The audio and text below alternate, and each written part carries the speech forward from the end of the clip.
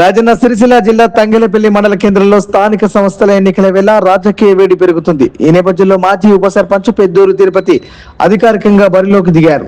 మండల కేంద్రంలోని గ్రామ పంచాయతీ కార్యాలయంలో ఆయన తన నామినేషన్ పత్రాలను దాఖలు చేశారు. నామినేషన్ కోసం వచ్చిన పెద్దూరు తిరుపతికి స్థానిక నాయకులు, గ్రామస్తులు హర్షంగా స్వాగతం పలికారు.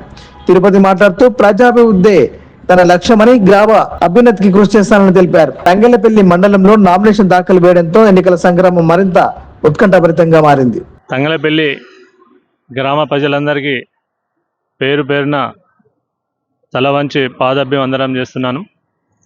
ఈరోజు మీ ఆశీర్వాదంతో మరి సర్పంచ్గా, తంగెలపల్లి సర్పంచ్ అభ్యర్థిగా ఇలా నామినేషన్ వేయడం జరిగింది. ఈరోజు గత 10-15 ఏళ్ళ నుంచి మరి స్వచ్ఛందంగా, స్వయంగా మంచికి చెడుకు మరి ఏ ఆపద వచ్చినా ముందుండి మీ సేవ చేసుకునే భాగ్యం కలిగింది.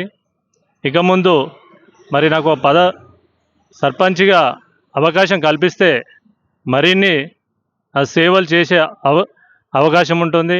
సర్పంచ్ అంటే ఏదో రోడ్లు మూర్లేస్తే కాదు, ప్రజల అవసరాలకు అనుగుణంగా మరి ప్రజల కష్టాలను కూడా తన కష్టంగా భావించి మరి మౌలిక వసతులే కానీ ఏవైనా, ఏ అవసరానికైనా నేను ముందుండి మరి మీ ఎంబడే ఉంటా. నాకు అన్ని అవసరాలు తీరినాయి. నా కుటుంబంలో కూడా అందరూ ఆర్థికంగా సెటిల్ అయ్యారు కనుక మన ప్రజల కోసం మీ కుటుంబ సభ్యునిగా, ప్రతి ఇంటి కుటుంబ సభ్యునిగా మీ అవసరాలకు అనుగుణంగా పనిచేస్తానని మరి చెప్పుతూ మరి నాకు ఈ సర్పంచ్గా అవకాశం ఇచ్చి మరి మీ సేవ చేసే భాగ్యం కలిగించాలని మరి వేడుకుంటున్నా.